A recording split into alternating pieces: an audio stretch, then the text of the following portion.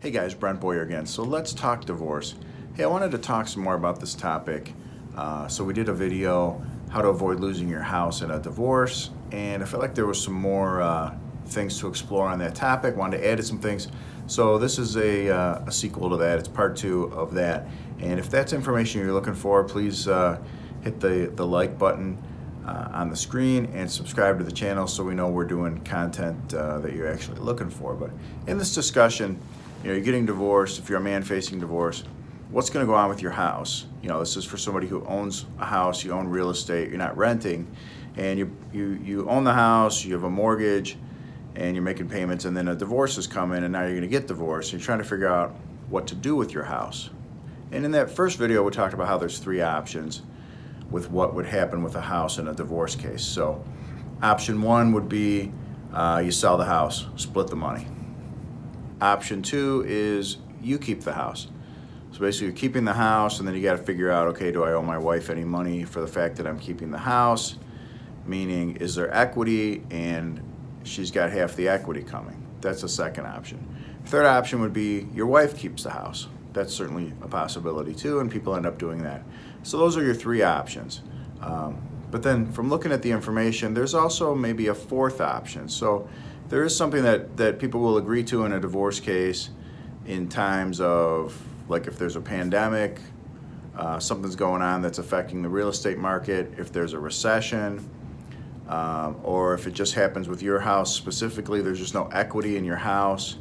And that really becomes kind of a 4th option where you end up keeping the house, one of you ends up keeping the house, but you're not refinancing, you're not buying the other person out.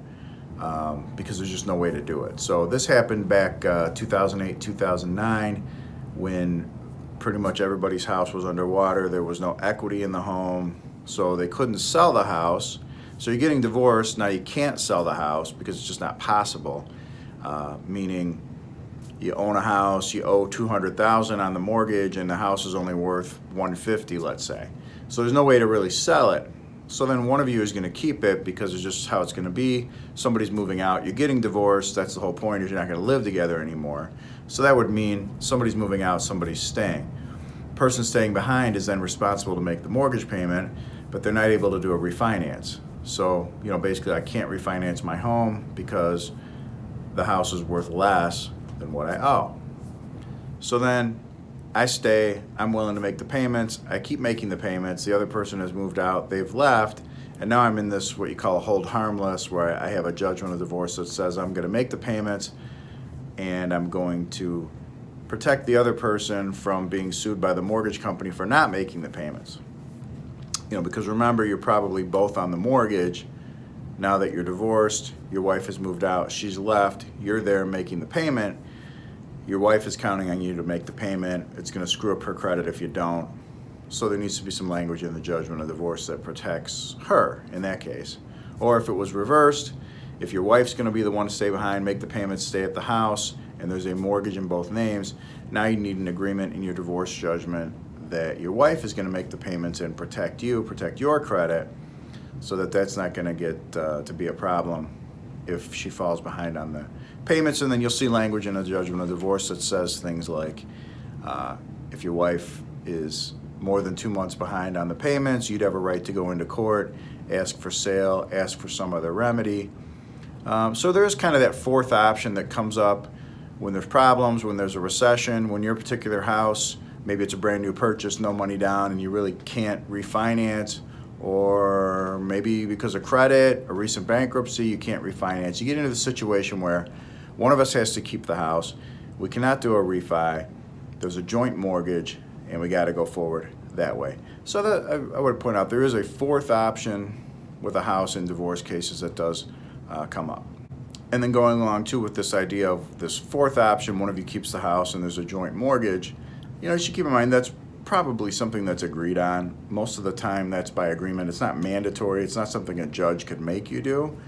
But really all a judge could say is, well, you need to sell the house. And if that's not possible, then the judge also doesn't have a lot of options either. And keep in mind, when you're getting divorced, going through everything, you're probably going to be reaching agreement on things. The type of work we do, the divorce work we do, you'll see that 98% cases are settled. So really, what goes on with property, houses, whatever it might be, is ultimately up to you and your wife to work all that out.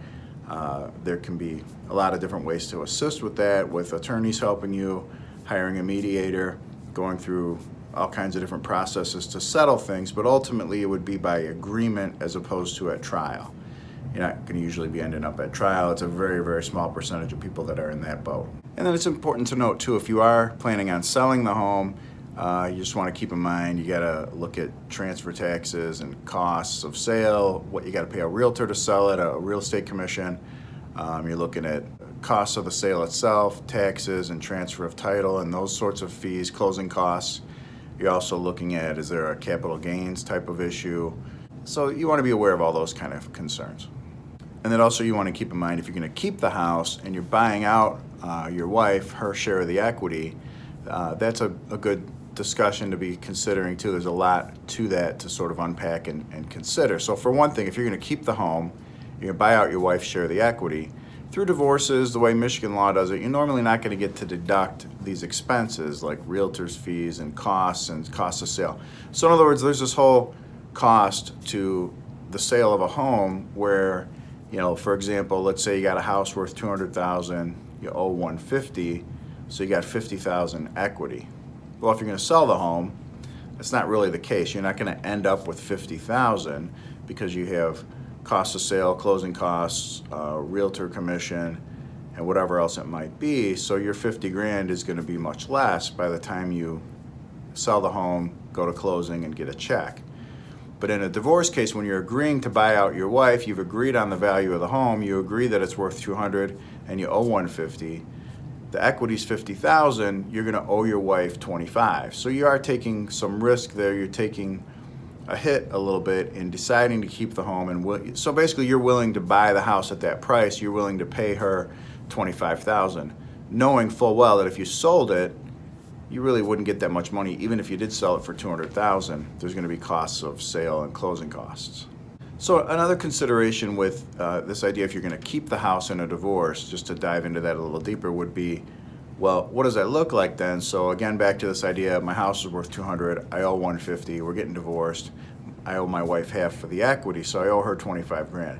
What's the timing on that though? When do I have to pay that $25,000? Because I don't have $25,000. So how does that work? Well, normally you're going to refinance a mortgage, you're going to borrow the money, so you borrow the $150,000, your wife's name is removed from the mortgage, now you're the only one on the mortgage, and then you borrow the additional $25,000. Now you owe $175,000 on your mortgage, your wife's got her money, you're divorced, you go on your separate ways.